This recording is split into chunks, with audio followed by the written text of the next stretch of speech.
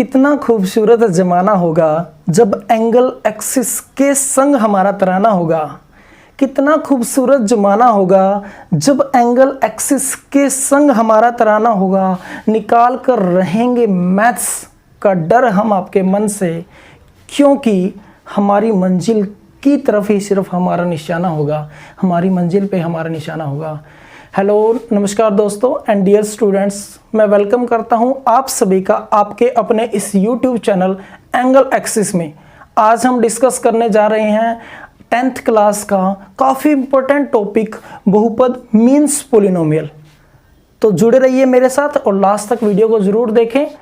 Let's start. आइए शुरू करते हैं हमारा आज का टॉपिक पोलिनोमियल मीन्स बहुपद, जो कि एक वेरी इंपॉर्टेंट टॉपिक रहेगा। जिस नाम से हमें इसके पता चल रहा है, बहुपद मीन्स बहुत सारे पद। जब दो या दो से अधिक पद मिलकर, देखिए जब यहाँ पर दो या दो से अधिक पद मिलते हैं तब यहाँ पर क्या बनेगा, तो यहाँ पर बहुपद बनता है। दो या दो से अधिक पद मिलकर when two or more terms combine then this form the polynomial। अब देखिए सबसे पहले हमारे माइंड में क्वेश्चन जाता है पद की तरफ कि पद क्या होता है।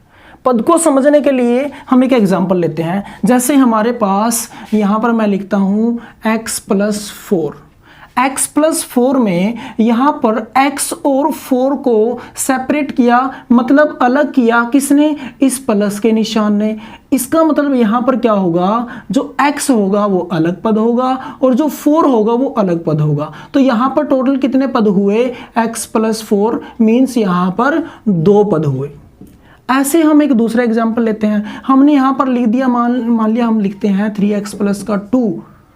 तो कुछ के माइंड में आता है सर 3 और x यहाँ पर 2 पद होंगे। नहीं, 3 और x यहाँ पर 1 पद होगा और 2 1 पद होगा। इसका मतलब हम ये समझते हैं यहाँ पे कि जो प्लस और माइनस का साइन होगा, जो प्लस और माइनस का निशान होगा, वही पद बनाता है।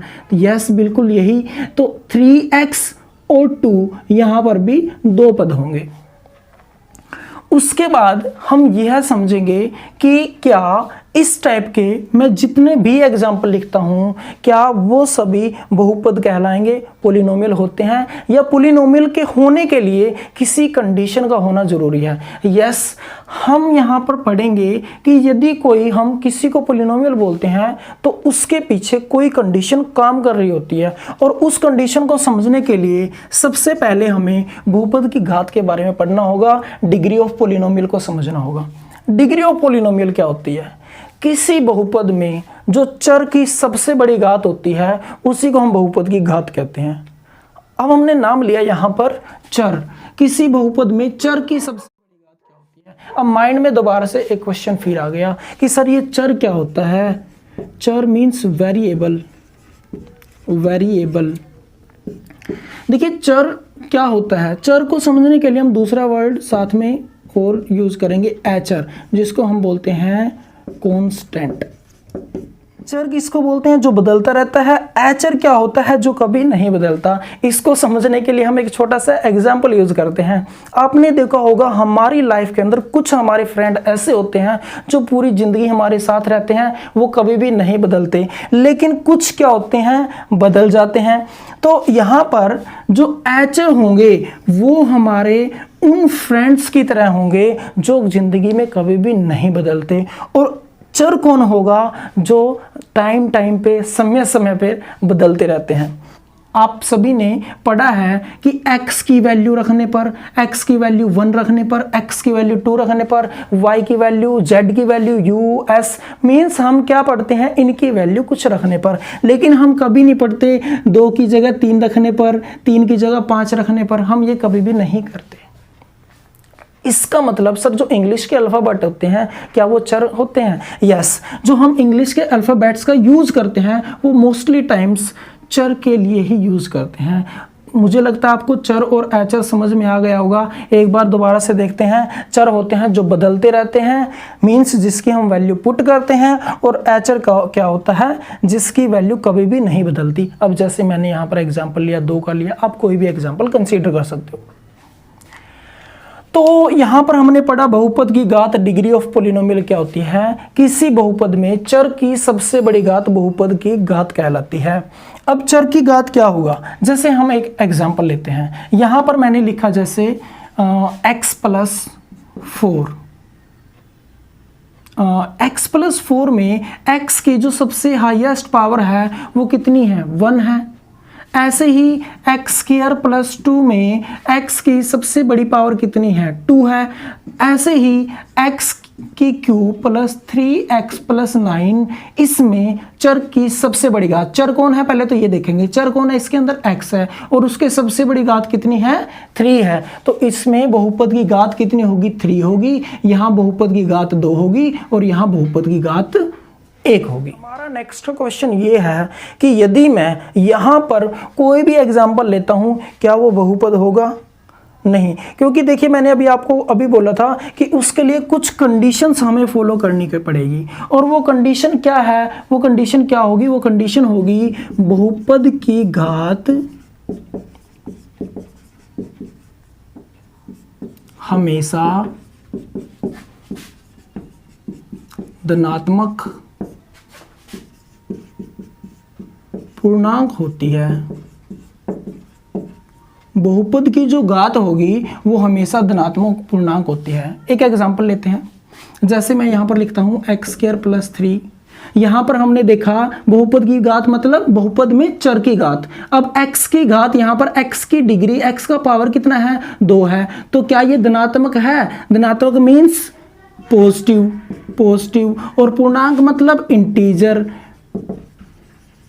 धनात्मक मतलब प्लस का, और इंटीजर मीन्स पूर्णांक मीन्स पूरा कोई अंक। अब यहाँ पर हमने देखा x की सबसे बड़ी घात कितनी है, 2 है। तो क्या ये धनात्मक है, यस। क्या ये पूर्णांक है, इंटीजर है, हाँ। तो ये धनात्मक भी है और ये पूर्णांक भी है। क्या ये बहुपद है, हाँ ये बहुपद है। तो इसके अलावा हम कोई दूसरा एग्जाम्पल लेते हैं। x की पावर मैं यहाँ पर 3/2 कर देता हूँ, प्लस में x कर देता हूँ। तो हमने यहाँ पर देखना है कि x की जो घात होगी, x की जो यहाँ पर पावर थी वो कितनी थी, x की पावर यहाँ पर थी 3/2, जो कि क्या है, धनात्मक तो है लेकिन क्या नहीं है, ये पूर्णांक नहीं है। पूर्णांक क्योंकि ये फ्रैक्शन में आ गया, ये पूर्णांक नहीं है। इम्प्रॉपर फ्रैक्शन में आ जाता है तो वो पूर्णांक नहीं होता। कोई और एग्जाम्पल लेते हैं, x की पावर -3 ले लिया हमने, प्लस का ले लिया 4। तो देखो ये पूर्णांक तो है लेकिन ये नेगेटिव है। क्या ये यहाँ पर बहुपद होगा, नहीं होगा। ये भी बहुपद नहीं होगा। क्या ये बहुपद होगा, बिल्कुल होगा। कोई दूसरा एग्जाम्पल लेते हैं, जैसे मान लिया मैं यहाँ पर लिखता हूँ 1/x + 3। क्या ये बहुपद होगा, क्या ये पोलिनोमियल होगा, नहीं, ये भी पोलिनोमियल नहीं होगा। उसके बाद हम यहाँ पर देखते हैं, देखिए हमने पढ़ा बहुपद की डेफिनेशन, पोलिनोमियल की डेफिनेशन क्या है, क्या कंडीशन उसके ऊपर फॉलो हमने करनी है, बहुपद की घात किसे कहते हैं, डिग्री ऑफ पोलिनोमियल किसे बोलते हैं। उसके बाद हम देखिए बहुपद के कुछ टाइप्स हैं, टाइप्स ऑफ पोलिनोमियल है, जिसको हम डिस्कस करेंगे एक एक करके। यहाँ पर रैखिक बहुपद मीन्स एक ऐसा बहुपद जिसमें चर की सबसे बड़ी घात कितनी हो, 1 हो, उसे रैखिक बहुपद कहते हैं। Linear polynomial means a polynomial whose highest power is 1, highest degree is 1। हम एक एग्जांपल लेते हैं, यहाँ पर मैं लिखता हूँ x + 2। यहाँ पर हमने देखा x की सबसे बड़ी घात कितनी है, 1 है। तो ये क्या होगा, रैखिक बहुपद। और ऐसे ही अब हम दूसरा एग्जांपल देखते हैं। यहाँ पर मैंने लिखा x -3। यहाँ पर इसकी सबसे बड़ी घात कितनी है, चर की सबसे बड़ी घात कितनी है, 1 है। तो नाम क्या हो गया इसका, रैखिक बहुपद। ऐसे ही हम द्विघात बहुपद को पढ़ते हैं। द्विघात बहुपद मीन्स क्वाड्रेटिक पोलिनोमियल, ऐसा बहुपद, ऐसा पोलिनोमियल जिसकी जो हाईएस्ट पावर होगी वो कितनी होगी, 2 होगी। जैसे हम एग्जांपल लेते हैं x² + x + 3, हमने ये लिखा। अब इसमें चर की सबसे बड़ी घात कितनी है, 2 है। सबसे बड़ी घात कितनी है, 2 है। तो हमने इसको क्या नाम दिया, क्वाड्रेटिक पोलिनोमियल। कुछ के माइंड में क्वेश्चन आता है कि सर यहाँ पर x भी है, क्या हम इस पोर्शन को, क्या हम इसको रैखिक बहुपद भी बोल सकते हैं, क्या हम इसको द्विघात और रैखिक दोनों बहुपद बोल सकते हैं, नहीं। देखिए मैंने आपको बताया था कि वह बहुपद जिसकी सबसे बड़ी घात, हमने यहाँ पर सबसे बड़ी घात देखनी है, तो वह बहुपद जिसकी सबसे बड़ी घात 2 हो उसे द्विघात बहुपद कहते हैं। और त्रिघात बहुपद वह बहुपद जिसकी सबसे बड़ी घात 3 हो उसे त्रिघात बहुपद कहते हैं। त्रिघात बहुपद मीन्स क्यूबिक पोलिनोमियल। इसका एक एग्जांपल लेते हैं, जैसे हम यहाँ पर लिखते हैं x³ minus x square plus x. यहाँ पर इस बहुपद के अंदर कितने पद हैं पहले हम ये देखते हैं, 1 2 3, यहाँ पर 3 पद होंगे। अब यहाँ पर हम ये देख रहे हैं कि इस बहुपद में जो चर की सबसे बड़ी घात है वो कितनी है, 3 है। इसलिए इस बहुपद का क्या नाम होगा, इस बहुपद को क्या बोलेंगे हम, त्रिघात बहुपद मीन्स क्यूबिक पोलिनोमियल। साथ में यदि हम इनके ग्राफ्स की बात करते हैं, ग्राफ की बात यदि हम करें कि रैखिक बहुपद लीनियर पोलिनोमियल, रैखिक बहुपद का जो ग्राफ होगा वो एक स्ट्रेट लाइन होगा। जैसे नाम से ही पता चलता है रैखिक मीन्स एक रेखा, और रेखा मीन्स जो एक सीधी लाइन होती है, तभी ये लीनियर पड़ा यहाँ पर नाम, लीनियर मीन्स लाइन होगी जिसमें। तो यहाँ पर हम ग्राफ की बात यदि हम करते हैं, ग्राफ की बात करते हैं, रैखिक का ग्राफ, रैखिक का जो ग्राफ होगा वो एक लाइन की फॉर्म में होगा, एक सीधी रेखा की फॉर्म में होगा। इसके अलावा जो द्विघात और त्रिघात बहुपद होंगे, जो द्विघात और त्रिघात बहुपद होंगे, यदि हम उनका ग्राफ देखते हैं, उनका ग्राफ क्या हो, एक कर्व की फॉर्म में आएगा। हमारा आज का लास्ट टॉपिक रहेगा शून्यक। यदि किसी बहुपद में कोई मान रखने पर बहुपद का मान शून्य आए, मीन्स हम कोई बहुपद मान लेते हैं, उसके अंदर हम कोई वैल्यू पुट करते हैं, और वैल्यू पुट करने के बाद हम देखते हैं कि जो बहुपद का आंसर आया, जो पोलिनोमियल का आंसर आया वो 0 आया। एक एग्जांपल लेते हैं, जैसे हमने लिखा यहाँ पर x + 5, x की जगह क्या रखें ताकि पूरे x + 5 की वैल्यू 0 आए, तो हम x की जगह क्या रखेंगे, -5, -5 + 5 क्या हो जाएगा, 0। मीन्स जो -5 होगा वो x + 5 का शून्यक होगा। ऐसे ही हम यदि कोई दूसरा एग्जांपल लेते हैं तो x + 2, यदि हमने इसका शून्य निकालना है, एक दूसरी कंडीशन हमारे पास होती है शून्य के निकालने की, हम क्या करेंगे, उस बहुपद को 0 के बराबर रख लेंगे। x = -2 बहुपद का क्या होगा, शून्यक होगा। यदि हमारे पास रैखिक बहुपद है तो उसका एक शून्यक होगा। यदि हमारे पास द्विघात बहुपद है तो उसके 2 शून्यक होंगे। यदि हमारे पास त्रिघात बहुपद है उसके 3 शून्यक होंगे। यदि हमसे एग्जाम में पूछा जाता है x² + 5 x + 2 के कितने शून्यक होंगे, तो इसके शून्यक कितने होंगे, इसके शून्यक 2 होंगे। आइए हम चलते हैं अपनी फर्स्ट एक्सरसाइज मीन्स 2.1 के ऊपर। एक्सरसाइज 2.1 का पहला क्वेश्चन देखते हैं। किसी बहुपद px के लिए y = px का ग्राफ नीचे आकृति में दिया गया है। प्रत्येक स्थिति में px के शून्य ज्ञात करने हैं। मीन्स हमें क्या दिया हुआ है, ग्राफ दिया हुआ है, और हमने क्या करना है, बहुपद के शून्य निकालने हैं। इसके लिए हम सबसे पहले समझेंगे बहुपद को। यहाँ पर हमारे पास क्या दिया हुआ है, y = px, p मीन्स यहाँ पर पोलिनोमियल, और पोलिनोमियल जो बहुपद है वो किस चर में है, x में। जो बहुपद होगा वो x में होगा, और हमने क्या देखना है, हम देखेंगे कि ऐसी कौन सी वैल्यू होगी जिसको पुट करने से, जिसको रखने से बहुपद का मान क्या आए, शून्य आए। इट्स मीन y की जगह क्या आए, शून्य आए। और y की वैल्यू शून्य कहाँ पर होती है, y की वैल्यू 0 कहाँ पर होती है, x एक्सिस पे।